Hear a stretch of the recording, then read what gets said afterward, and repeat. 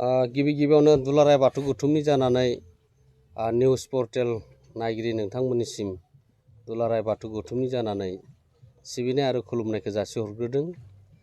दुलाराय बाथौ गौथुमनि जानो गोनां 13थि 3 बोसोरारि जथुमा बे सनितपुर जिल्लानि सिङाव थानाय थेलामारा रतन लेरेला कसारी गोसोखां फोथाराव सानथामनि हाबाफारिजों बेवहाय गाजा गोमजायै खुंफुंनो थाखाय थि खालामनाय जादोंमोन आरो बे खालारा प्राय सोलाय सोल' जानाया खेबनै जाबाय।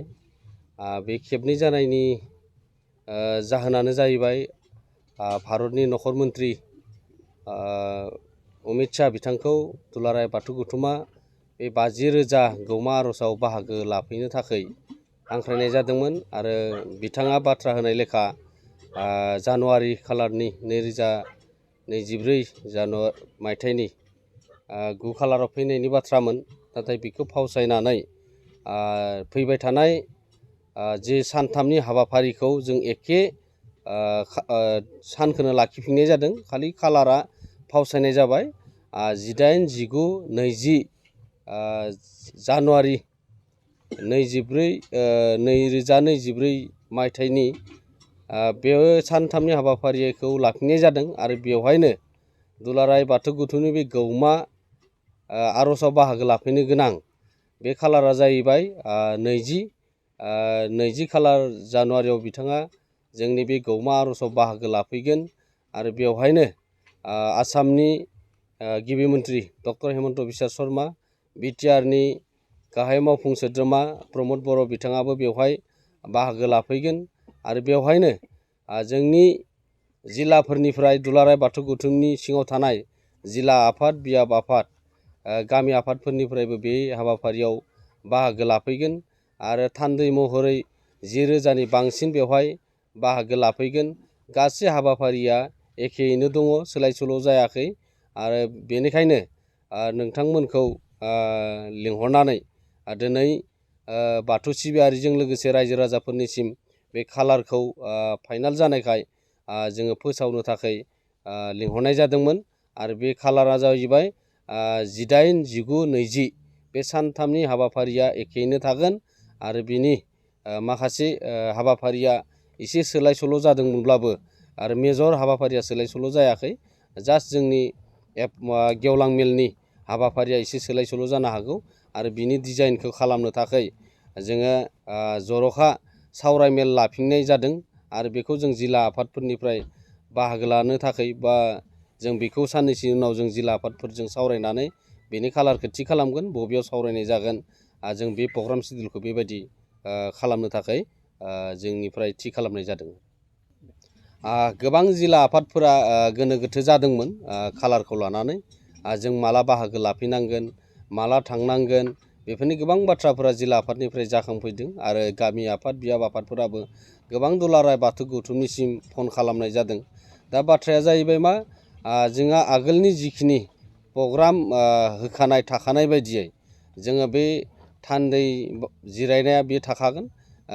बे जोङो जायफोरा दुलाराय बाथौ गौथुमा खावलायनाय लेखा 500नि बांसिन थान्दैफोरा जिल्ला आफादनिफ्राय थान्दैफोरा बेवहाय बाहागो लाफैनांगोना 18 खालारावनो बाहागो लाफैनांगोन आरो गौमा आर'जफोरा जायफोरा बाहागो लाफैगोन फ्राय जोङो 19 खालाराव मोनफैब्लाबो जागोन आरो खाथिनिया फ्राय 7 रिंगानि आगोलावनो जोङो गेटखौ बन्द' खालामनाय जागोन।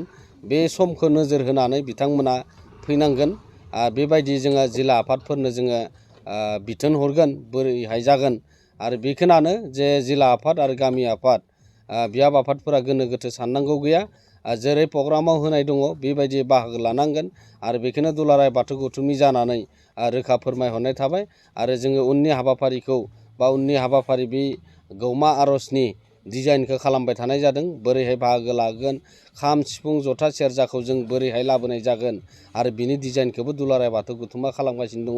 नै साननैनि गेजेरावनो बे खाम, सिफुं, जथा, सेरजाया बोरै बेवहाय बाहागो लाफैनाय हाबाफारियाव सिगांग्रो मोनफैनांगौ बेनि डिजाइनखौ खालामबाय थानाय जादों आरो जोङो बेखौ जिल्ला आफाद, बियाब आफादफोरनिसिम दैथायहरनाय जागोन दुलाराय बाथौ गौथुमनिफ्राय।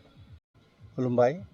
एसे थाद'नाय जादोंमोन अबयसे बे खालारखौ लानानै फार्स्टआव दंमोन जानुवारि दाननि 4, 5, 6, 7 अक्ट' खालाराव बेखौ फासयनानै खालामनाय जादोंमोन 7, 8, 9 अक्ट' खालार। बिनि उनावहा माने बिथां नखर मन्त्रि अमित शाह बिथाङा बे खालाराव फैनो हायैखाय बिथाङा दा बाथ्रा होफिनदो होननानै जों मिथिना मोनदों। जों मिरु गौतमनि नेहाथारि बिथांनिफ्राय बिथां गणेश दैमारिनिफ्राय फैगौ जानुवारि दाननि बे सोलिबाय थानाय जानुवारि दाननि 19, 18, 19, 20 अक्ट' खालाराव बिथाङा फैसिगोन। ओंखायनो जोङो दिनैनिफ्राय खामानिखौ आरो जागायफिनदो।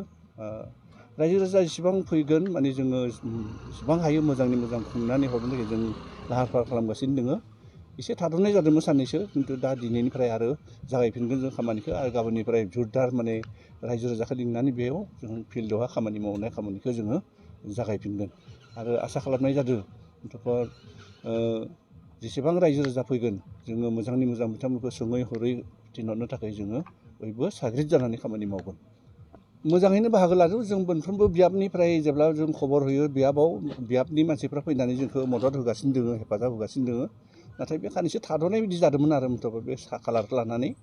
दायो जोङो रायजोखौ जों बुंहरब्लानो माने बिथांमोना फैनानै खामानि मावनो मोनफ्रोमबो गामियाव थियारि जाना दङ। Good news for everyone. For the academic year 2024-2025, admissions to playgroup, nursery, LKG and UKG are underway at Vidyavili Kids School in Habubari, Kokrajhar. This Vidyavili Kids School has many facilities for students like smart class and daycare, indoor, outdoor game, art and craft workshop, playful learning, environment and dance room, modern teaching aids, audio visual room, good teachers, student one-on-one training on one language and speech development, experienced teachers, green knowledge. Why are you waiting for the admission? Call 6900 304050 for more details.